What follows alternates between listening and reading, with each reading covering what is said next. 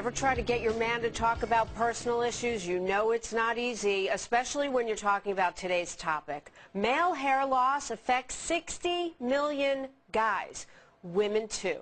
Dr. David Samadi, member of our Fox News Medical Aid team, a Fox News contributor, has been discussing a lot of issues that affect men. This is one I had actually asked you about for women as well. Tell us what some of the major types of hair loss are and maybe what causes it. Well, the most common one is what we call a male pattern and bald pattern, or androgenic alopecia.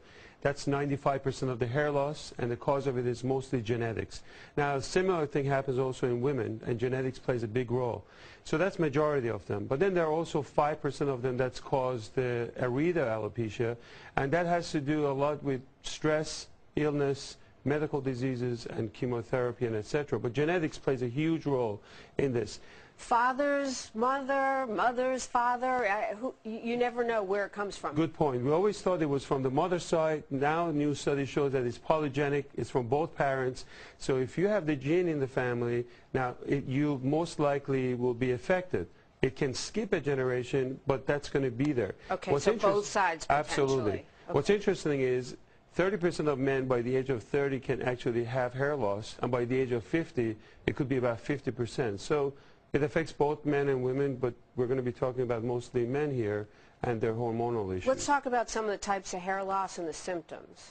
Okay, so when we talk about androgenic ones, or the male pattern baldness, it really starts from receding the hairline. It starts going toward the temples, and the most severe case is the horseshoe pattern.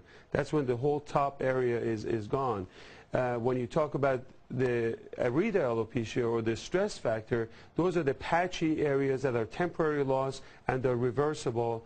Those are easier to really treat. Okay, in addition to the genetic component, you say poor nutrition, certain illnesses, you mentioned stress, that's a huge one. Are there medications that men may be taking that can cause hair loss? Certain medications you want to watch out for, usually antihypertensive medications, beta blockers. Some cholesterol medication can actually cause that.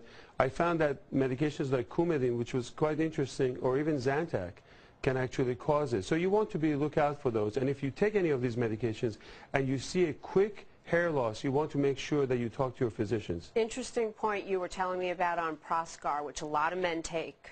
Absolutely. You know, one of the main causes of this is the male hormone testosterone. The scalp, makes this 5-alpha reductase. It's an enzyme that converts the testosterone to dihydrotestosterone. If you look at the animation, you can see the dihydrotestosterone, or the active form of testosterone, actually affect the follicles. And over time, it can actually shrink the base of this hair and result in the hair loss. So DHT, or the active form of testosterone, is the main reason why men actually lose their hair. And Proscar has Propecia in it, now, which is a treatment for hair loss? As a urologist, I use a lot of Proscar because what it does, it prevents that enzyme. So it prevents the testosterone to active testosterone, and we found out that men actually end up having hair growth. A smaller portion of Proscar is called Propecia.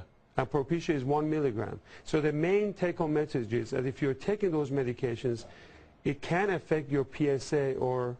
So when you get tested for your PSA, if you're on that because of the Propecia, you may actually affect the results. You need to disclose to your doctor if you're on it, or discuss it with your doctor. Absolutely. Okay. So Let's move on. The animation's interesting. I have no idea what this is, but if that's what's going on inside my scalp, I'm very concerned.